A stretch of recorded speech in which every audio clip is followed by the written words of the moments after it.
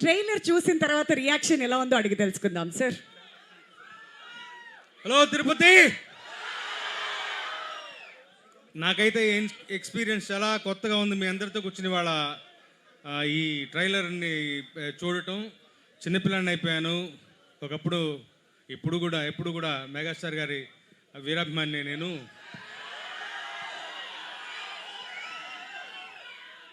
Anil Ravipudi film అని చూడంగానే ఒక ఎక్సైట్మెంట్ వాళ్ళ రోజున అందరిలోకి.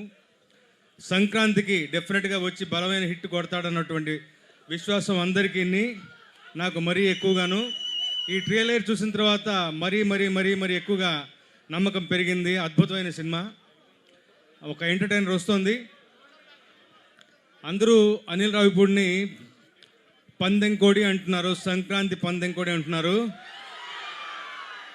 నేనంటాను సంక్రాంతి రెక్కల గుర్రం అంటాను. రెక్కల గుర్రం మీద ఎక్కింది ఎవరు? అది సంగతి. అసలే రెక్కల గుర్రం దాని మీద ఎక్కింది మరెవరో కాదు, మెగాస్టార్ గారు. ఆయన ఫోర్ట్ అది, ఆయనకి బలమైనటువంటి ఎంటర్టైన్మెంట్. ఎంత బాగా పండించారు ట్రైలర్లోనే. ఇంకా మరోసారి చూడాలనిపిస్తుంది నాకు. ఈ 2.5 నిమిషాల ట్రైలరే ఇలా ఉంటే 2.5 గంటల సినిమా ఎలా ఉండబోతాం ఈ ఊహకే వదిలేస్తున్నాను. సంక్రాంతి బరిలో ఘనమైన విజయాన్ని నమోదు చేయడానికి మన శంకరవరప్రసాద్ గారు వస్తున్నారు, మన అందరినీ గొప్పగా అలరించబోతున్నారు. ఆల్ ది వెరీ బెస్ట్ మన శంకరవరప్రసాద్ గారు. All the very best to the team.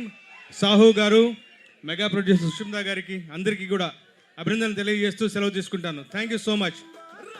నేను ఒక పాట రాశాను ఇందులో.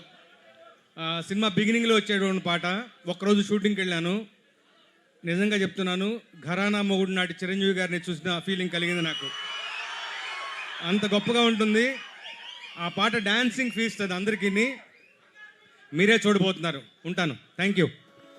సరస్వతి పుత్ర రామజోగయ్య శాస్త్రి గారికి thank you sir. Thank you so much me experience మాతో పంచుకున్నందుకు. అండ్ ఇప్పుడు ఇంత అద్భుతమైన